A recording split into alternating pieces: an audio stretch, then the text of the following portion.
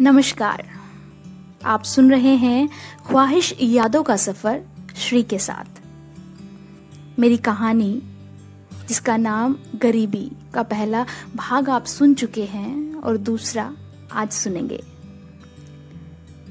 कुछ कहानी की पंक्तियां दोहराते हुए मैं यह नजारा देखकर परेशानी में और सोच रही थी कि ये चक्कर क्या है।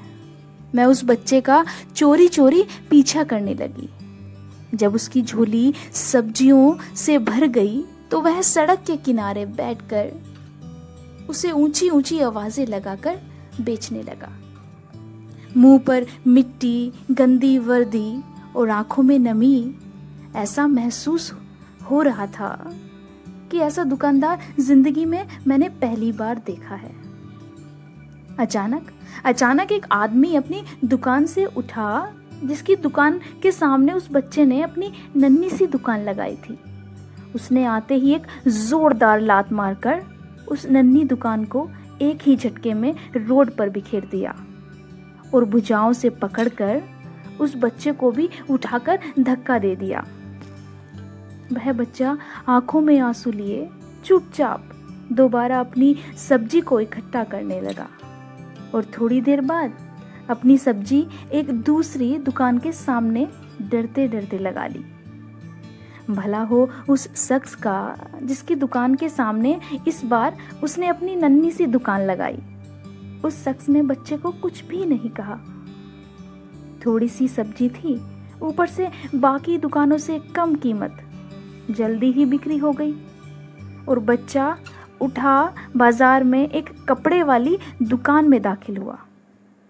दुकानदार को पैसे दिए, दुकान में पड़ा अपना स्कूल बैग उठाया और बिना कुछ कहे वापस स्कूल की ओर चल दिया।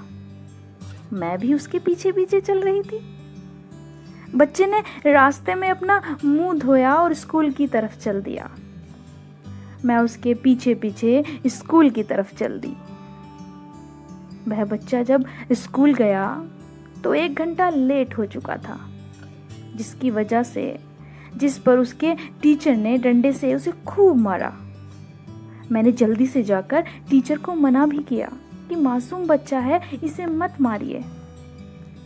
टीचर ने कहा, ये रोजाना ही देर से आता है और रोजाना ही मेरे हाथों से सजा पाता है और मैं सजा इसको इसलिए देता हूं ताकि ये अगले दिन जल्दी आ सके। कहानी अभी और बाकी है, आप सुनेंगे इसके अंतिम और लास्ट पार्ट में। तब तक सुनते रहिएगा ख्वाहिश यादों का सफर श्री के साथ। शुक्रिया।